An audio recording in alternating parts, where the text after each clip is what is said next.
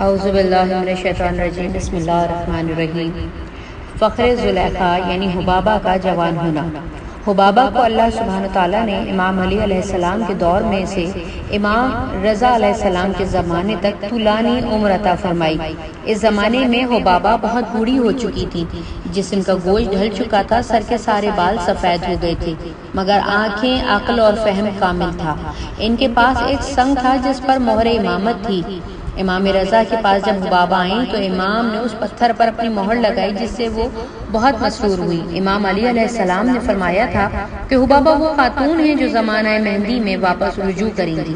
امام رضا نے فرمایا، اے حبابہ، میرے جد امیر المومنین علیہ السلام نے تجھے فرمایا تھا کہ میرے بیٹے علی رضا سے ملاقات کرے گی تو ایک برہان عظیم کو دیکھے گی۔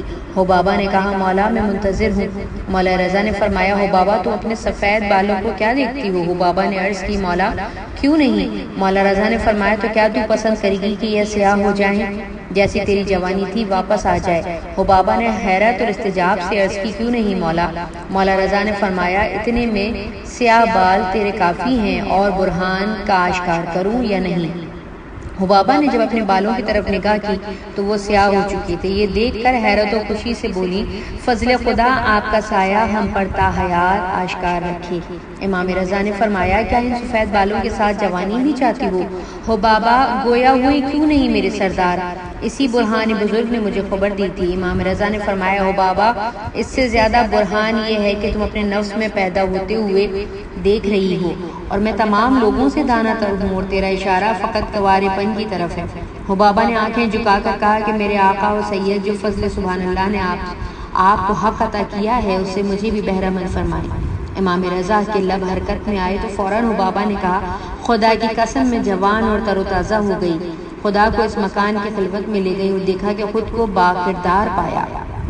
واپس امام کے حضور آئیں اور سجدے میں گر گئیں اور عرض کی کہ میرے آقا، میرے سید و سردار، میں چاہتی ہوں کہ اللہ سبحانہ مجھے آپ کے دشمنوں سے انتقام کی قوت دیں۔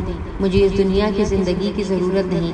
امام رضا نے فرمایا، زنان خانے میں چلی جاؤ، وہاں تمہارے تجہیز و تکفین کے تمام اسباب موجود ہیں۔ راوی کہتا ہے کہ موجودہ تمام افراد ان کا جنازہ باہر لائے۔ امام رضا نے ان کا جنازہ پڑھایا اور مولا نے حکم دیا کہ اس کی قبر کی زیارت کرو، اس کے قبر کے پاس جب بھی آؤ تلاوت قرآن کرو۔ بہاوالہ حضرت رضا سانح تواریخ، جلد نمبر 14، صفحہ نمبر 450۔